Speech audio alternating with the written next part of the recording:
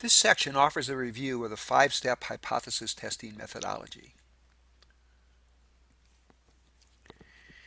The method is described along with a criminal trial analogy.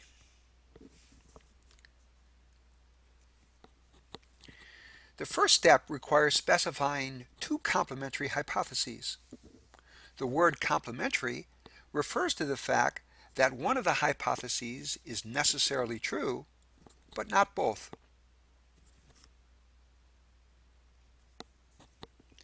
H0 is the null or status quo hypothesis.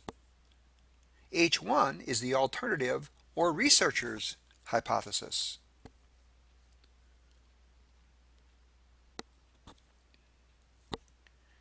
In our criminal trial analogy, H0 says the defendant is innocent. H1 says the defendant is guilty. These statements are about reality. The defendant is innocent or the defendant is guilty. The table indicates the possible results of a decision based on evidence. That is, a best guess of what's true. The blue area on the top of the table indicates the two possible states of reality. In this column, reality is H0 is true, that is, the defendant is innocent. In this column, reality is H1 is true, that is, the defendant is guilty. The left column indicates the two possible solutions. The first is to fail to reject H0. That is, the jury decides the defendant is not guilty.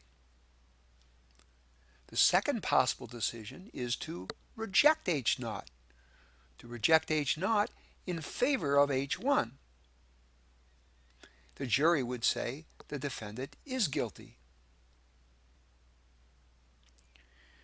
The green area indicates the four possible results of the decision process. Let's consider the column in which reality is H0 is true, that is, the defendant is innocent.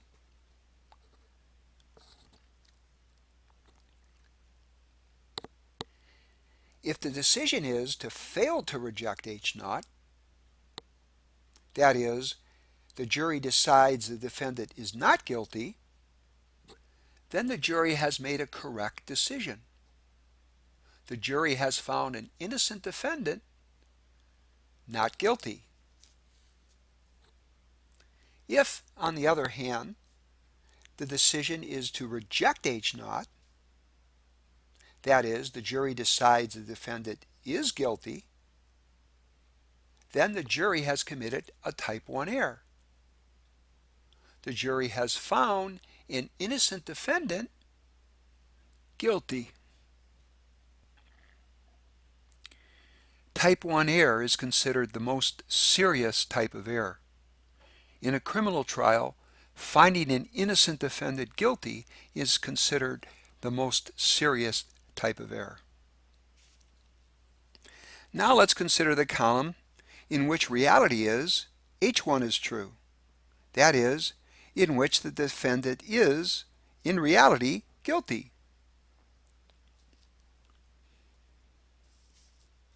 If the decision is made to reject H0, that is, the jury decides that the defendant is guilty, then the jury has made a correct decision.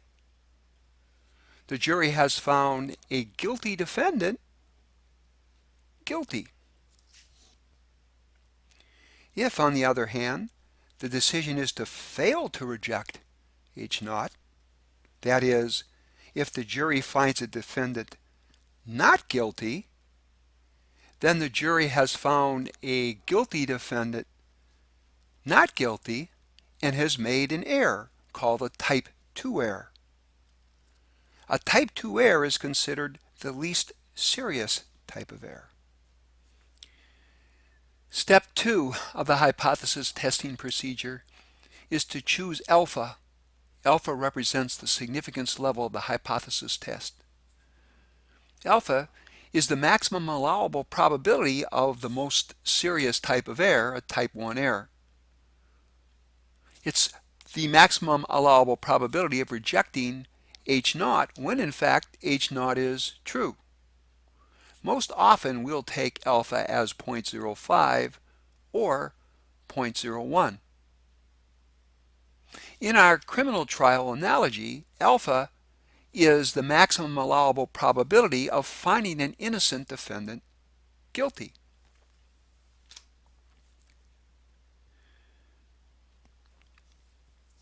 Step 3 of the hypothesis testing procedure is to state the test statistic and its probability distribution.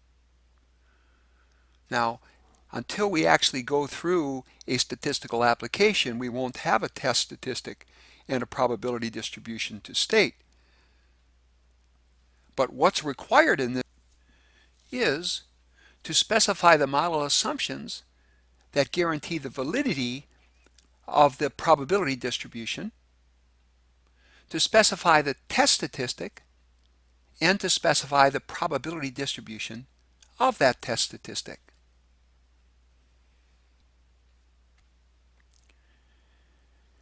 In step 4 of the hypothesis testing method, we complete the sample-based computations. After a sequence of computations, we can compute the p-value for the hypothesis test.